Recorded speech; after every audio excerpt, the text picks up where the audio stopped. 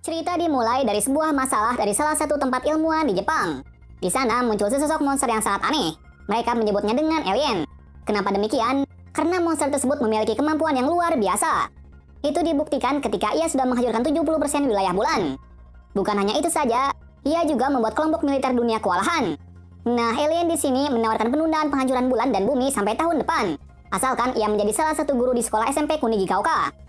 Nah, tawaran dari alien tersebut diterima oleh militer dunia. Tujuannya agar bumi dan bulan tidak hancur dalam waktu yang dekat.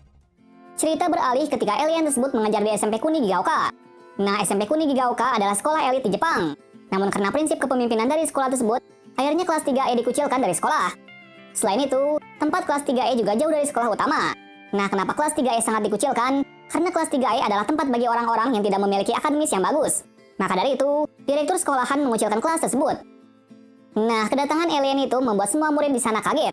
Di sini, alien tersebut diawasi oleh salah satu jenderal pertahanan yang bernama Tadaomi Karasuma. Karasuma di sini menjelaskan mengenai peristiwa dan munculnya alien dan kedatangannya ke kelas ini. Menariknya, meskipun ia adalah monster, tapi ia tidak akan menyakiti umat manusia. Selain itu, Karasuma juga meminta kepada semua siswa untuk membunuh alien tersebut. Bukan hanya itu saja, jika salah satu dari kelas ini bisa membunuh alien tersebut, maka sang pembunuh akan mendapatkan uang yang sangat banyak. Dengan hadiah tersebut membuat semua siswa di kelas itu menjadi bersemangat untuk membunuhnya. Kemudian, Karasuma juga menjelaskan bahwa alien ini tidak bisa dibunuh dengan senjata tajam dan peluru sekalipun. Namun, organisasi militer memiliki sebuah senjata khusus yang bisa membunuhnya. Nah, mulai dari situ, kelas tersebut menjadi kelas pembunuh. Setiap sebelum mulai pelajaran, para siswa mencoba untuk membunuhnya. Namun mereka tidak bisa membunuhnya meskipun dari jarak dekat sekalipun. Karasuma di sini bukan hanya mengawasi saja, ia juga melatih kelas 3E agar bisa membunuh alien itu. Nah, tokoh utama di sini adalah seorang pemuda yang agak cupu. Ia bernama Nagisa. Di setiap harinya, ia adalah seorang pelajar biasa. Meskipun begitu, ia terlihat cerdas. Konflik pertama dalam kelas tersebut dimulai dari para siswa lain yang meminta Nagisa untuk membawa bom peledak ke arah guru tersebut. Namun rencana dari mereka gagal karena alien tersebut memiliki kecepatan yang sangat tinggi. Nah, setelah kejadian itu, alien tersebut menceramai semua siswa untuk tidak melakukan hal yang berbahaya. Selain itu, ia juga mengajari sesuatu cara untuk membunuh tanpa melakukan sebuah pengorbanan, yaitu dengan melakukan strategi dengan baik untuk membunuhnya. Setelah mendengar perkataan tersebut, para murid mulai sadar akan perilakunya itu. Dengan sendirinya, para siswa mulai terbiasa dengan guru tersebut. Setelah kejadian itu, para murid memanggilnya dengan sebutan Koro Sensei. Konflik kedua terjadi saat salah satu siswa yang bernama Akabane Karma membuat masalah di kelas. Akabane Karma adalah seorang siswa yang cerdas. Sebelumnya, ia adalah siswa dari kelas utama sama seperti Nagisa. Namun karena suatu hal, ia kemudian ditempatkan di kelas 3E. Setelah Koro Sensei mengetahui latar belakangnya, Koro Sensei mencoba untuk mengubah sikapnya tersebut. Nah, setelah beberapa cara, akhirnya Karma kembali ke kelas dan belajar seperti biasanya. Besoknya, muncul karakter baru, di mana karakter tersebut adalah seorang pembunuh bayaran. Orang tersebut bernama Irina Yelavik. Meskipun memiliki skill pembunuh yang hebat, tapi ia tidak bisa membunuh Koro Sensei sekalipun.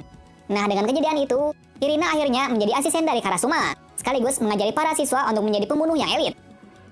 Waktu pun berlalu dengan cepat. Meskipun setiap hari para murid merencanakan sesuatu untuk membunuh Koro Sensei, namun serangan mereka tidak berhasil mengenainya sedikit pun.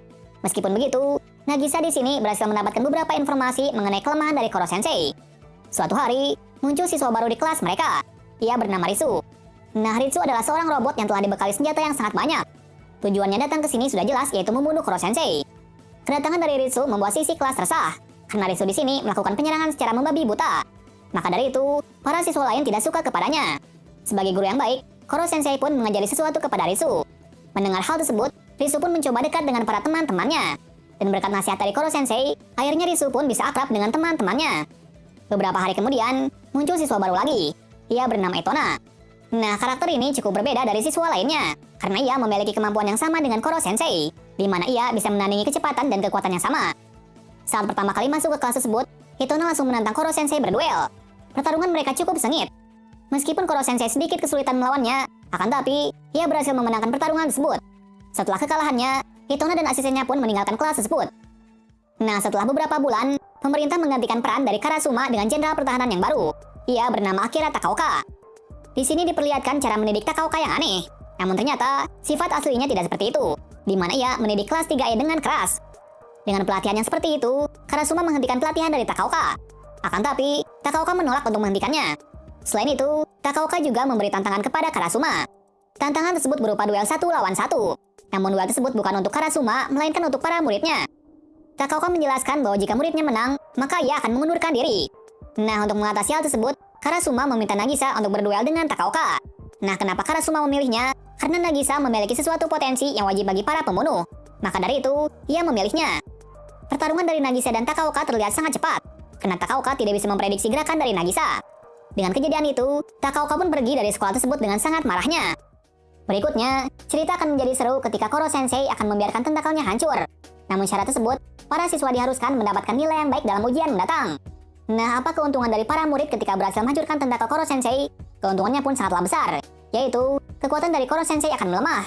Jadi dengan syarat tersebut, para murid mempunyai kesempatan besar untuk membunuhnya. Nah, sejak saat itu, Koro Sensei mengajari satu persatu muridnya agar mendapatkan nilai yang baik. Selain itu, Koro Sensei juga mengajari cara untuk mengatasi kelemahan dalam bidang lain yang tidak dikuasai oleh para murid. Setelah beberapa waktu berselang, para murid berhasil mendapatkan nilai yang baik. Jadi para murid di sini mempunyai kesempatan untuk membunuh Koro Sensei di kemudian hari. Namun mereka semua tidak membunuh Koro Sensei sekarang, melainkan mereka akan membunuh Koro Sensei dengan sebuah strategi yang tepat. Setelah itu, para murid telah menyiapkan sebuah perangkap dan jebakan untuk mengeksekusi Koro Sensei. Setelah hari itu tiba, mereka semua sudah bersiap untuk membunuh Koro Sensei. Koro Sensei kali ini sangat terkejut, karena para muridnya telah banyak belajar cara membunuh dan cara mengatasi hal yang tidak bisa ia lakukan. Setelah persiapan telah selesai, para murid langsung memulai rencananya, di mana rencana itu berjalan sesuai perhitungan. Namun sayangnya, Koro Sensei belum mati. Malahan, dirinya sekarang menjadi bola yang tidak bisa dihancurkan. Pada waktu yang bersamaan pula, kelompok Takaoka dan Itona datang untuk merebut Koro Sensei. Berikutnya, kejadian mulai menegangkan di saat Nagisa dan Karma melindungi Koro Sensei dari Itona. Secara kebetulan juga, terjadi hujan yang sangat lebat, di mana itu membuat Itona melemah. Ternyata spesies seperti Koro Sensei memiliki kelemahan terhadap air. Setelah kejadian itu, Koro Sensei dibawa oleh Karasuma ke pusat militer, di mana Karasuma membawanya ke sana untuk mengeksekusi Koro Sensei. Saat hari eksekusi tersebut, semua murid hadir untuk menyaksikannya. Di sini kita diperlihatkan kesedihan Nagisa dan teman-temannya yang tidak rela kalau Koro Sensei akan dieksekusi. Pada saat itu, mereka menganggap bahwa Koro Sensei bukanlah seorang monster, melainkan guru yang sangat perhatian kepada muridnya. Kesedihan mulai memuncak saat pasukan militer memulai pengeksekusian tersebut. Lagi dan lagi, ternyata Koro Sensei bisa selamat dari eksekusi tersebut. Film ini di hari ketika Koro Sensei kembali mengajar di kelas tersebut sama seperti